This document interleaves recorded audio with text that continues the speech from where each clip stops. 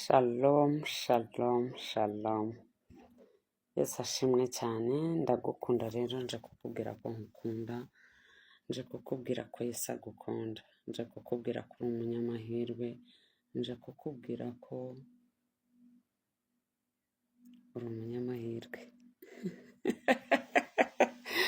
Uri umunyamahirwe, uri umunyamahirwe menshi, uri umunyamahirwe kuba ukiriho, uri umunyamahirwe kuba ugihumeka, uri umunyamahirwe nubwo hari ibyo utarageraho. Nubwo nje kukubwira ngo nubwo hari ibyo utarageraho, nubwo ureba imbere ukabona ntabwo biri gukunda, nubwo ureba inyuma yawe ukabona ntabwo bikunda, nubwo ureba iburyo ukabona ukareba n'ibumoso ukabona ntibikunda, uri umunyamahirwe.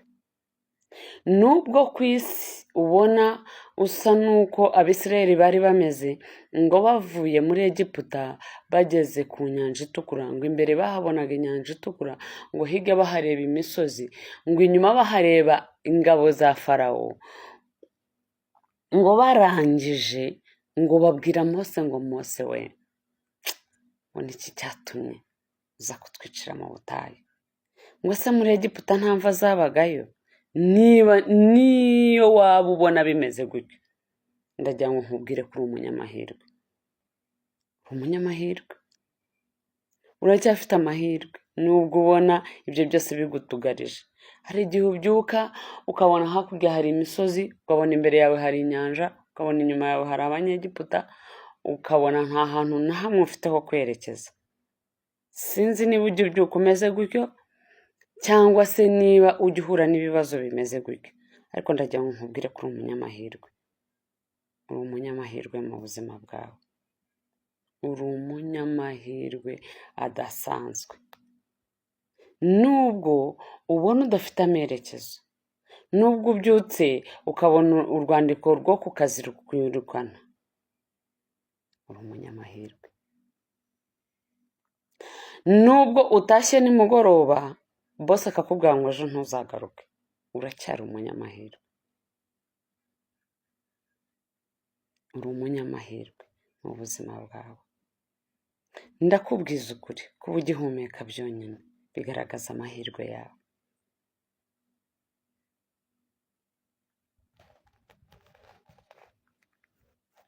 Ndagira ngo nkubwire, nkumenyesha ko uri umunyamahirwe, nkusomera icyanditswe kiri muri Yesaya. Muri Yesaya 54 guhera ku murongo wa mbere. Bibiliya iratubwiye ngo ishime wa ngumba we itabyara. Ngo ishime wa ngumba we itabyara, turagara uririmbe utere hejuru wowe utaramukwa. Ngo kuko abana b'ibishubaziko baruta ubwinshi abana b'umugeni warongowe, niko Uwiteka avuga. Umurongo wa 2,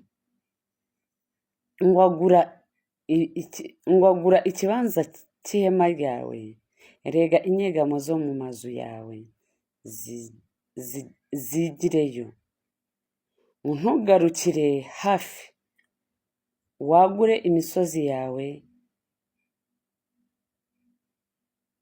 imisozi yawe ibe miremire, ushimangire imambo zawe. 3, ngo kuko uzarambura ujya iburyo n'ibumoso, ngo ujya iburyo n'ibumoso, urubyaro rwawe ruzahindura amahanga, ngo kandi ruzatuza abantu mu midugudu yabo yabaye, ngo ruzatuza abantu mu midugudu yabaye amatongo. 4, hariho nshaka ko turangiriza, ngo witinya kuko utazakorwa n'isoni, ngo kandi wirwara, ngo kandi wimwara kuko isoni zitazagukora, ahubwo uzibagirwa isoni zo mu buto bwawe n'umugayo wo mu bupfakazi bwawe ntuzawibuka ukundi. Haleluya. Bibiliya iratubwira ngo nubwo bimeze gutyo, ngo turagara uririmbe wowe utabyara wa ngumba we. Ngo ririmba atera hejuru wowe utaramukwa, wowe utajya ugira ibisi.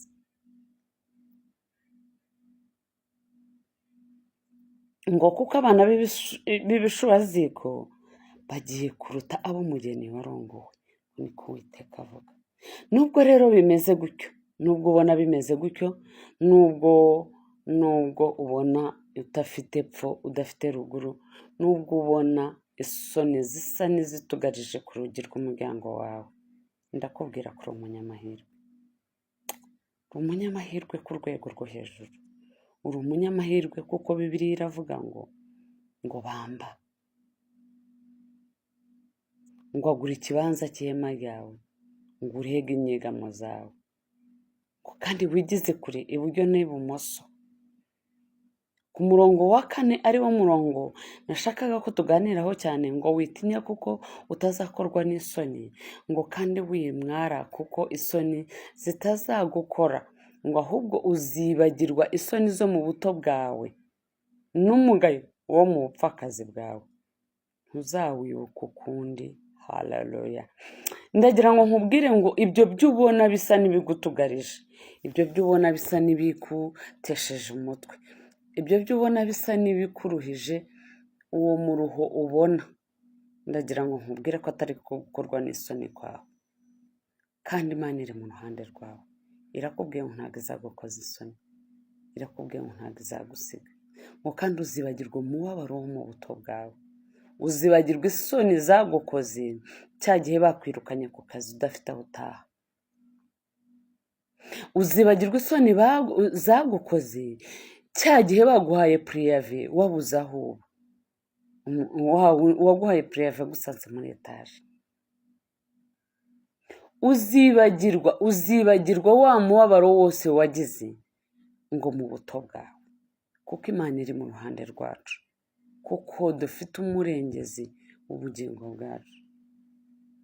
Ndagaruka nkubwira ngo Imana ni umukozi w'umuhanga, Imana irashoboye, Imana irahambaye, Imana yatwibagiza umubabaro wose twagize, Imana yakwibagiza agahinda kose wigeze kugira mu buto bwawe, Imana yakwibagiza umubabaro wigeze kubabara mu buto bwawe, Imana yakwibagiza abapfakazi umubabaro bababaye.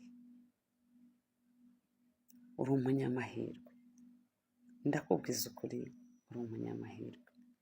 Kuba ugihumeka, jya usaba Imana iteka iguha ubuzima, ibisigaye uri umukandida w'amahirwe yose. Amahirwe ya 2 yakugeraho, yewe n'amahirwe ya 3 yakugeraho.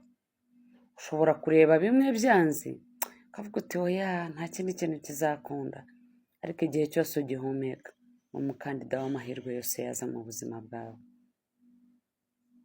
Igihe cyose ukibona mu kanwa kawe hacamo umwuka, ukibona ukibyuka bikemera, ukibona ukibasha guhumeka uyu mwuka duhumeka, nakubwira ko uri umunyamahirwe.